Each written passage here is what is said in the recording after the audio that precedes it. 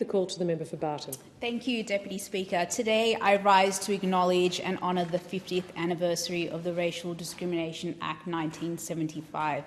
This is one of the most profound legislative markers in Australia's modern story and a law that has shaped the lived experience of millions, including families. Order.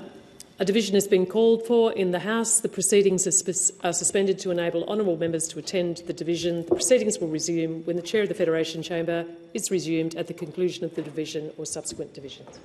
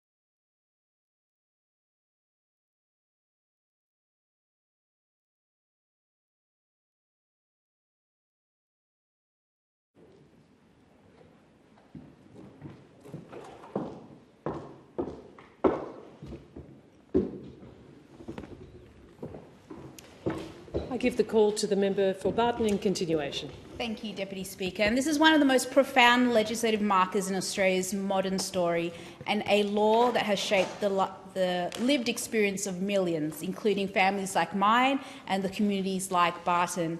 The passage of the Racial Discrimination Act was not just legal reform, it was Australia declaring formally and finally that equality before the law is not optional, not conditional, not aspirational, but fundamental.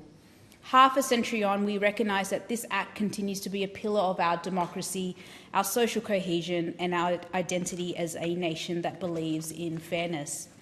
Deputy Speaker, when I delivered my first speech in this place, I spoke about the journey of my life. People who, like so many migrants, arrived here with hope, humility and a fierce determination to build a much better life. And I spoke about growing up in my electorate, about the pride I feel with my Sri Lankan and Papua New Guinean heritage, raised by a Maltese and Italian family, and the pride I feel being Australian. I spoke about the lessons of my late grandfather, a man who taught me that service, kindness and dignity are the measure of a life well lived.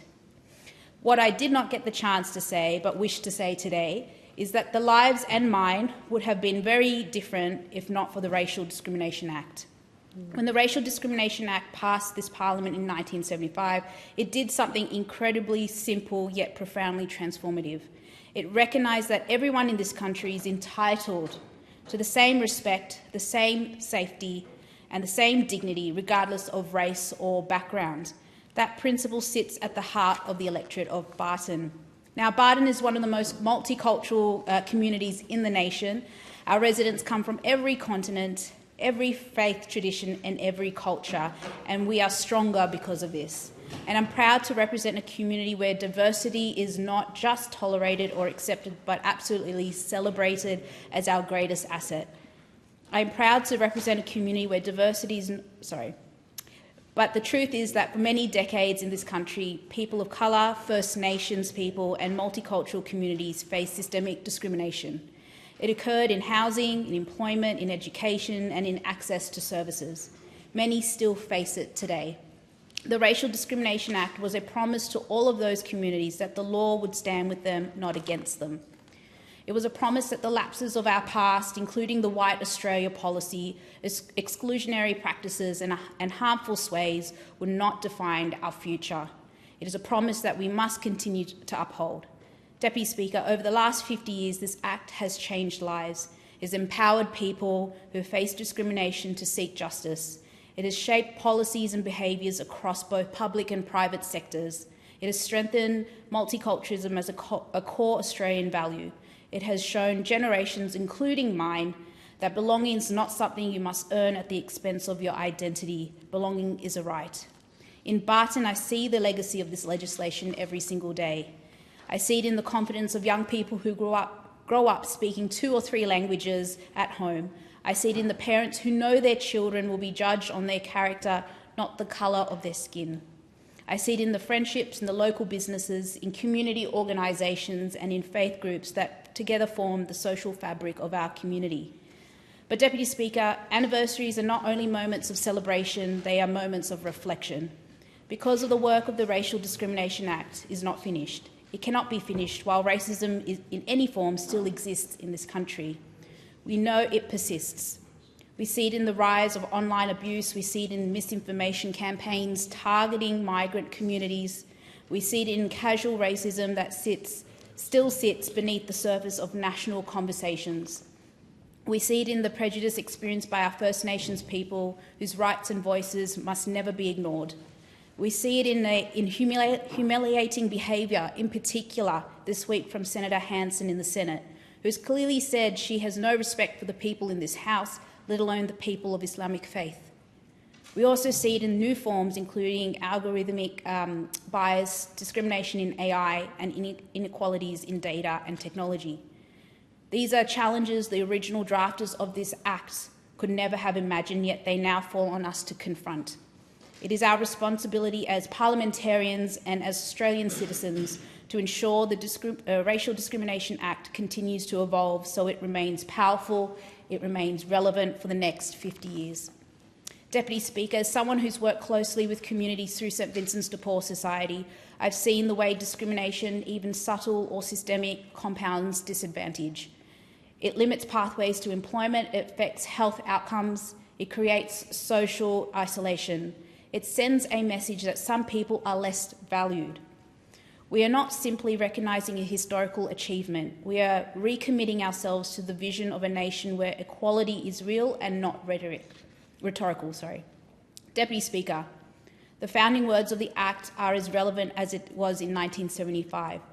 They say that racial discrimination is unlawful in any area of life. Those words must continue to guide us, especially in the era of global uncertainty, rising extremism and economic pressure. History has shown that in times of hardship, racism can resurface. It can be used by those who seek division. It can weaken the social cohesion that all Australians rely on. As leaders, it is our duty to push back clearly and firmly. Deputy Speaker, in my first speech, I spoke about the privilege of being the daughter and granddaughter of people who sacrificed so much so that I could stand in this chamber. I spoke about representing a community that embodies the best of multicultural Australia. I spoke about the responsibility I feel to fight for fairness, for justice, and for the dignity of every person in Barton. Those convictions are strengthened by the legacy of the Racial Discrimination Act. And as we mark the 50th anniversary, let us tribute the lawmakers who passed it, the activists who demanded it, and the communities who needed it. But let us also honour the next 50 years, the generations who will depend on us to defend it.